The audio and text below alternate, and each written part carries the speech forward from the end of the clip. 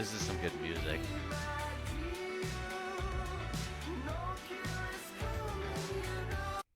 All right, guys. I'm hoping you're having fun. If you're just coming in, this is Nero Des. You can call me Nero. I'm now wanting to share with you another video. This is the real reason America's new Iron Dome terrifies the world. The Infographics Show. I love watching some of these you know, learning a little bit about the world and how things are. This new Iron Dome, this is crazy. I this it, I know, like, what, just a couple months ago Russia had like showed their like new like supersonic weapons and things like that. Like there's a lot of just stuff out there that we probably have no access, no idea the type of advanced technology out there. Klaxons wail across a quiet neighborhood as a nearby fenced-off hill lined with barbed wire and armed guards suddenly erupts to life. The ground trembles and missile silo doors slide open, revealing 30-foot-long interceptors locked and loaded. Oh man, that's gotta be a terrifying shit your pants moment. I mean, that happened in Hawaii. I think that happened, I don't know, shoot, was it close to 10 years now? But there was this someone hit the wrong button or who knows what happened, but false alarm and everyone was saying prepare for nuclear strike. I mean, what do you do? A nuclear Then a blast missile? of fire and thunder as the missiles scream into the sky, turning into fiery comets within seconds. Across the nation, in every major city, silo doors yawn open, unleashing dozens of interceptors in a desperate bid to stop the incoming Just attack. fire The country is pillars under siege, and the raising. Iron Dome system is the only shield standing between survival and annihilation. But this isn't Israel. This is America, the America of tomorrow. Ask any military historian why the United States is a global superpower, and they'll point to two key advantages: resource independence and regional dominance. The U.S. is a leading oil and gas producer, the world's breadbasket, and home to vast reserves of coal, iron, and other critical materials for modern industry. And when additional resources are needed, they can be easily sourced from trusted neighbors like Canada and Mexico. Beyond its natural wealth, America has benefited from two powerful shields. America's always had the big stick too. I mean, that's really it. The Atlantic and Pacific Oceans. For over 2 centuries, these vast bodies of water have kept conflict far from its shores. These oceans served as insurmountable barriers, making a direct attack on the U.S. nearly impossible. This held true during both world wars. While Europe was ravaged by destruction, American industry and economy surged. That's true. I mean, there is some safety with distance in the oceans, but the world's changed quite a lot with how the economy works. Emerging stronger after each conflict. As the Cold War began, the Soviet Union was still rebuilding from the devastation inflicted by the Nazis. Meanwhile, the U.S., untouched by war, had a massive economic head start, one the Soviets would never overcome. Distance has long been America's greatest ally, shielding it from direct threats and allowing it to project power far beyond its borders. This is The good old calm Americas. why the U.S. maintains a global military presence, ensuring that potential conflicts are dealt with long before they reach American soil.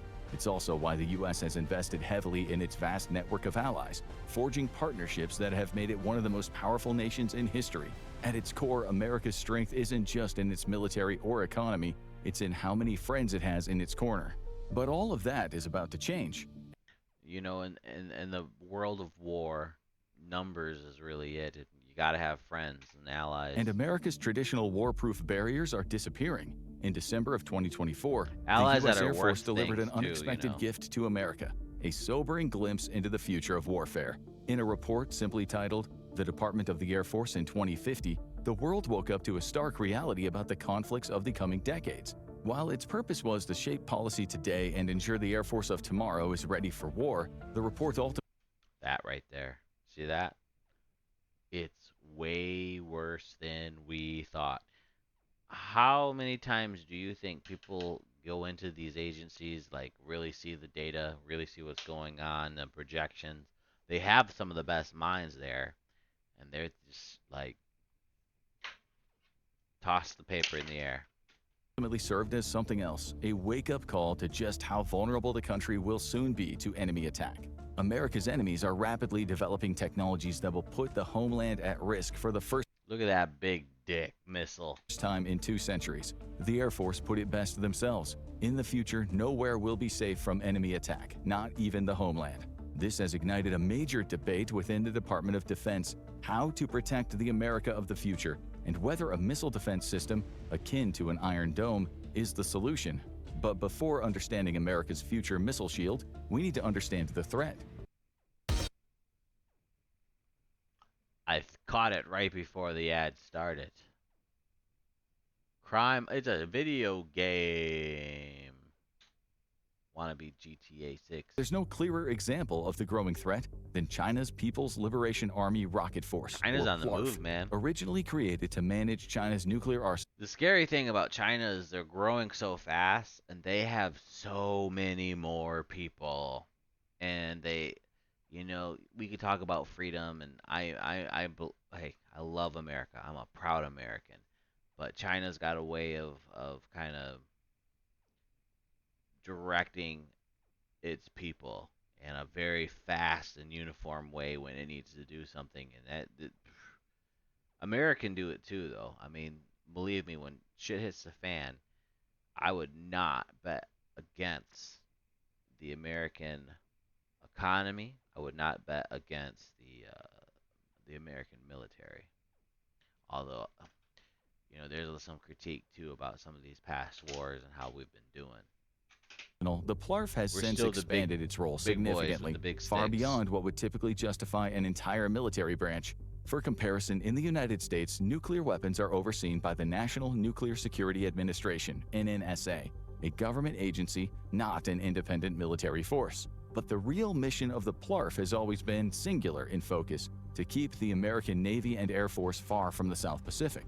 And not only did they succeed, but they may have completely rewritten America's strategy in the region. Established in 2015 as a replacement for the 2nd Artillery Corps, the PLARF immediately began developing and testing new anti-ship missiles. At first, these missiles had a range of just over 100 miles, enough to push back most of America's surface ships from Chinese shores. But there was one major exception: America's aircraft carriers. China closely studied both of America's wars against Iraq and learned a critical lesson: never let the U.S. build up its combat power in theater.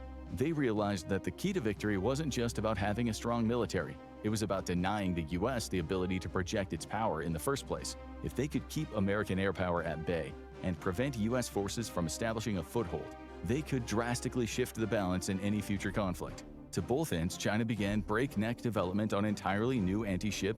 Look at that automation. I know we got stuff like that too, but I've been seeing some of the technology products in China that we don't have access. It's kind of interesting. Some of the gadgets, the phones that can, I don't know. What was it? iShow Speed was out there in China, in the car that could drive in water. And he was also in the flying drone that could transport people. They got the speed trains, and it makes sense too that the Eastern world would have more train. I mean, it's more land. We should have more trains. I'm just telling you, America's lacking on like high-speed trains for transportation. And ballistic missiles. In just a matter of years, China had expanded the reach of its missile weapons from a few hundred miles to over 1,000. China's YJ-21, a hypersonic anti-ship missile, has a range of just shy of 1,000 miles. That's crazy. Named the Eagle Strike 21, it's designed specifically For America, because they call it the Eagle Strike. They're calling it the Eagle Strike for a reason. To eliminate American ships. With an even longer range, the DF-26 can reach out and hit targets over 3,100 miles away, putting traditionally safe American bastions of power like Guam well within range. Yeah, like naming your weapon the Eagle Strike when you're an adversary to America. I mean, that would be like us naming one of our next weapons like the Dragon Slayer. Of Chinese weapons. And this is a wake-up call to anyone predicting future warfare in the year 2050. If missile development continues along the avenue it's currently on, it won't be long before conventionally armed missiles can accurately strike targets thousands of miles away, even all the way to the American homeland. Yeah, nowhere will be America's safe. invulnerability shield is about to be stripped away forever, so it's time to build a real one instead. Currently, the only threats that can realistically target the American homeland during war are nuclear weapons and perhaps a missile strike by a conventional guided missile submarine. Oh my goodness. You know, I don't want to freak anybody out, but nukes are scary, guys. I mean, we all know that.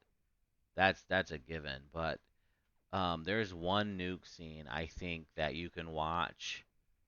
Um, that's, I mean, you wouldn't even expect it to like be so impactful in this movie, but it like they don't. Hold on here. I want to show you this. Wherever the road. So there, and this here's the other thing that's scary is this nuke's coming from a submarine.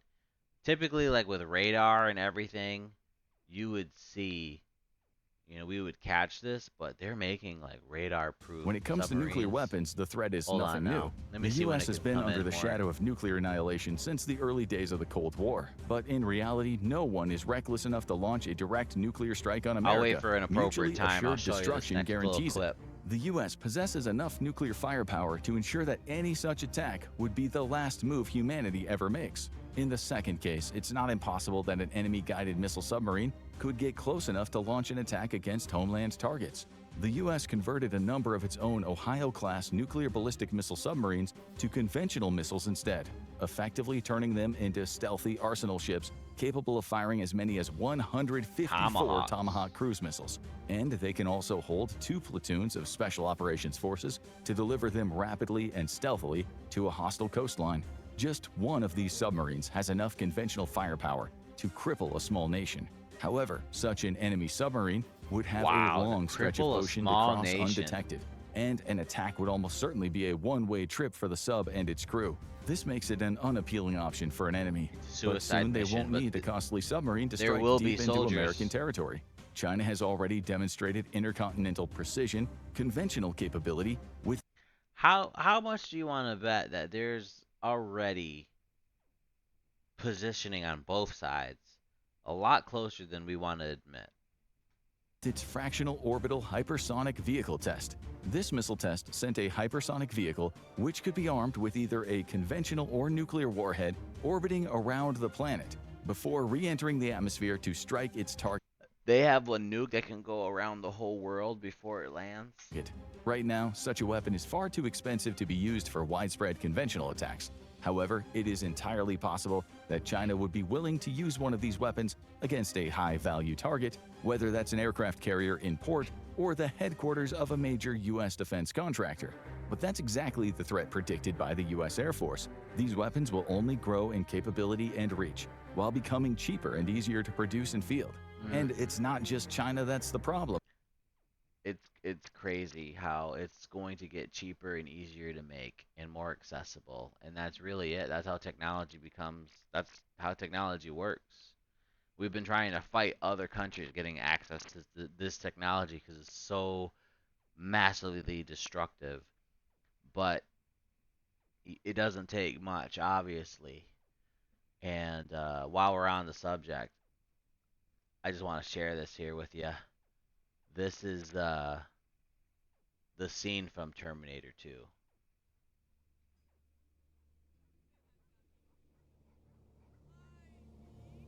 This is crazy. So this is AI too, I believe. Skynet, right? Like it could come from anywhere. But the idea of a nuke just going off like unexpectedly is scary, man. We gotta have protections from that. There's just no way you're gonna get rid of the threat.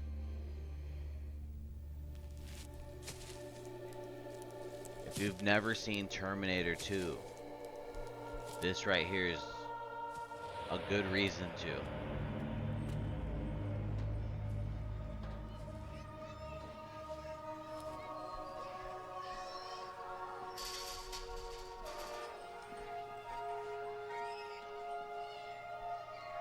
This came out in 1991.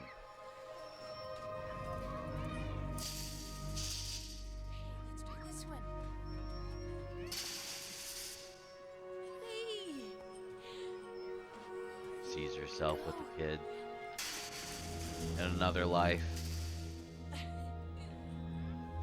a normal life.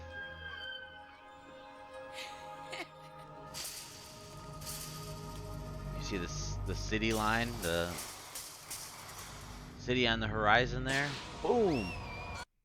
Just a star going off in the sky. Didn't see the missile. Didn't see just pop.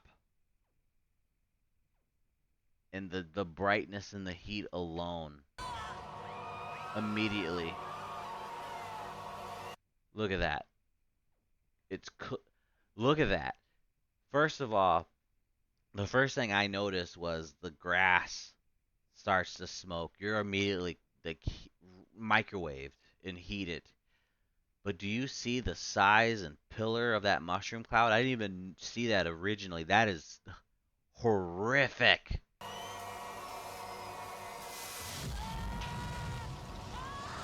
Yeah. Oh yeah. Makes you clench a little bit, you know? And then the destruction of a wave. Like you're already the initial shock blast flash of the blast. It's not even like the explosion, and it's so damaging. And yes, there are nukes huge enough to do this. I think Russia has the biggest nuke right now to date.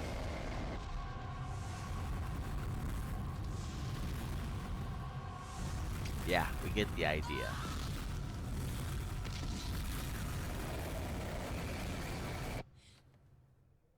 That's this is when they made movies, really good movies in the theaters. Such a good movie. Russia will likely eventually develop similar capabilities too. As the technology proliferates around the world, even smaller countries could begin to have access to conventional weapons with enough reach to target the American homeland. And then there's the other boogeyman in the room, the weaponization of space. Technically, placing weapons in space is against international agreements. But we have The Outer Space Space Force. Treaty of It's funny to say that. 1967 was meant to prevent a space arms race before it could even begin. I didn't get to see the But Steve the Carell treaty show. has serious loopholes. And It then didn't look there's all the that fact good at that all. some nations simply don't care. Russia, for example, has routinely broken international agreements, violating multiple treaties just in the last decade. In Yep. fact, intelligence suggests that Russia may already be in major violation of the Outer Space Treaty, potentially deploying a nuclear-powered anti-satellite weapon that's orbiting the Earth right now. Russia's the treaty been a does rule explicitly breaker on prohibit so the many development different of weapons things. of mass destruction, both in orbit and on celestial bodies. This clause was meant to prevent the catastrophic escalation that would come from the US and the Soviet Union placing nuclear weapons directly over each other's homelands. This is what served as the basis for Ronald Reagan's famous Star Wars project, a missile shield that would keep America safe by He straight up got like inspired by the movie. He's like, we need a Death Star. I want it now. Make it happen. intercepting nuclear weapons in orbit. The project was as controversial as it was ambitious. While discussed, nobody had actually tried to build a space-based defense shield for one simple reason. If it was successful, it would destabilize relations Look at Elvis Presley over here. by upending nuclear detente. At that moment, peace between the US and the Soviet Union largely rested on the fact that each nation could wipe each other and the world off the map. The announcement of America's space shield ignited a new arms race with the Soviet Union. Fearing that the US might become immune to nuclear attack, the Soviets scrambled to build up a conventional military advantage to offset. I'm telling you right now, I'm calling it. But there will be a time where we get the technology sophisticated enough that traveling to the moon will be more conventional. And I'm not the sad thing is when the moon becomes a more of a point A to point B back and forth and the money of it gets a little bit more under control, it's definitely going to become a military base first and foremost. And it's going to be another race of who's going to do it first. That's kind of what it was, I think, even back in the day, during the you know Kennedy years, the idea was to get to the moon, claim not just to claim to have the technology to do it, but it's an orbiting satellite. You have the idea of you got land and real estate in the air with the bird's eye view over Earth.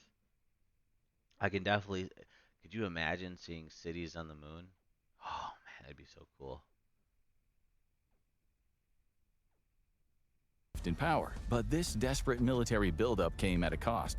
With an economy already on the brink, the Soviet Union's massive defense spending spiral Are those only accelerated bitcoins? its downfall, pushing the nation's Or overcooked rubles? economy into total collapse. In the end, Star Wars was more smoke and mirrors than a serious military effort, as every expert at They let Disney manage the project. the time concluded the technology required was simply too advanced. That is no longer the case. And the only way that America of 2050 can remain Bringing it safe back. might be to build a real-life Star Wars missile shield today. While America's new missile shield is often compared to Israel's Iron Dome, the truth is it'll end up becoming something They are far more not the complicated same. and expensive than Israel's missile shield. There's a bit of a misnomer when it comes to Israel's Iron Dome, as people tend to refer to it to explain the overall missile shield that Israel enjoys, and recently demonstrated to be extremely effective. In reality, Iron Dome is only one small part of the overall shield, and the very last line of defense, in fact. The Iron Dome can only intercept rockets, artillery, drones, and missiles at a range of up to 43 miles. Before incoming enemy weapons get there, That's not though, very they have to pass far. through other layers of defense. The outermost layer is Israel's THAAD, or Terminal High Altitude Area Defense System. Purchased from the US, THAAD is designed to knock out targets both inside and outside of the atmosphere, at ranges of up to 124 miles. Arrow 2 and Arrow 3 knockout missiles flying through the upper 124 atmosphere miles, as high still as not very 31 long. miles, while David's Sling can knock out ballistic missiles up to 186 miles away. Let's be honest for a second. You have an interceptor missile stopping a nuke. It stops that nuke at 186 miles away. That's not far enough. No, not far. I could drive 186 miles in a day. This is not. Meanwhile, the Iron Dome is programmed to track On a incoming normal missiles day, and not even a only travel fire day. interceptors if it detects the missiles will threaten built-up areas. How effective is Israel's missile shield? On October 1st, 2024, Iran launched 200 missiles at Israel. The only casualty Iran managed to inflict was against a Palestinian man on the ground who was struck by missile debris. Granted, Israel was being supplemented by the missile defense capabilities of allies, but that is the entire point of having friends in the first place. Likewise, America's missile shield will work a lot like Israel's, only on steroids. There are no official plans yet, but we can make some educated guesses about its capabilities and design. Currently, the entire project is undergoing a 60-day review. After this, the Secretary of Defense will present a comprehensive plan outlining the requirements for a nationwide missile shield, the best deployment strategy, and the physical architecture of the system. While the specifics remain uncertain, one thing is clear: America is taking this threat seriously. Yeah. The project has already come under some controversy, as it marks a major foreign policy shift for the United States. It's scary. Up until now, the Lots U.S. has of sought to countries carefully right balance now its getting a defense little fidgety. without upending nuclear detente. The tried and true means by which peace between major powers has been kept since the end of World War II. That's why the U.S. has only deployed small numbers of THAAD units. Each of these deployments has been met with wide protests by nations like China, who see it as directly undermining their capability to deter the U.S. via retaliation. This was the controversy surrounding the original Strategic Defense Initiative, and it remains the controversy of America's modern missile shield. Yet, as many have argued, missile defense is too vital to let Cold War-era nuclear norms stand in the way of its development. And Yeah, those they're not gonna voices get rid may of be all right. those missiles. The weapons of tomorrow will have no problem crossing an ocean to get to U.S. factories. I look. I know lots of people love guns. I just want a laser rifle. Government buildings, and commercial centers. America's missile shield is expected to be made up of several key components. Or a plasma rifle or something, I would love like an energy gun of some kind. be the use of space-based interceptors. This is one of the most controversial aspects of the shield, as it'll mean putting some form of kinetic interceptor in space. The reason is simple. By putting interceptors in space, they can respond faster to an enemy missile attack and have a greater chance of knocking said missiles out. But the controversy comes from breaking the taboo of placing kinetic weapons in space. It could become a weapon of mass destruction if large enough and with no explosive payload. Originally called rods from God, an old Cold War concept for a space-based kinetic weapon God's involved rod. putting telephone pole-sized tungsten rods into space and simply letting them free fall onto a target. These rods would strike with enough energy to mimic the blast of a small nuclear weapon. Next will be the development of a space-based sensor network. The US already has a global missile alerting network that's sensitive enough to detect even small anti-ship missile launches, but a future system will need to be both larger and more resilient. At the moment, all of America's military space infrastructure is under threat from Chinese and Russian anti-satellite weapons, and this threat is only expected to grow with time. A future missile defense network will need to move away from high-cost single-point failures and instead rely on swarms of lower-cost, less sophisticated assets. By networking these systems together into massive kill webs, the US can create a defense network that is too large and too decentralized for an enemy to effectively neutralize. Along with a new space-based sensor layer, the US will need communications infrastructure Is America's Iron Dome supposed to encompass the world? that is just as dispersed and just as reliant. America's future missile shield can't even have one bad day on the job. To ensure that never happens, it has to ensure that the US can communicate quickly, securely, and reliably with forces around the world and in space. Once more, this will be about dispersing assets in orbit rather than relying on the traditional approach of highly capable but extremely expensive individual satellites. A new American space infrastructure will connect directly to assets on Earth and in space, making use of various platforms to intercept enemy missiles at different stages of flight. U.S. Navy ships are currently the backbone of American ballistic missile defense and will likely remain so due to their mobility. The future missile shield will be able to coordinate a response between Navy ships and Army Patriot batteries, along with as yet undeveloped interceptor technologies. And this brings us to the last component of America's missile shield: non-kinetic defense capabilities. What A is big problem with conventional non-moving? missile defense is both the difficulty of intercept and the number of interceptors available. Typically, a bomb? U.S. warship will fire 2 interceptors at each incoming missile threat for safety. However, as enemy capabilities advance, the threat is no longer just individual missiles, it is swarms of missiles, drones, or even coordinated attacks using both. Drones With would the be ability scary. to overwhelm defenses through sheer numbers, it's becoming clear that conventional kinetic interceptors alone won't be enough to get the job done anymore.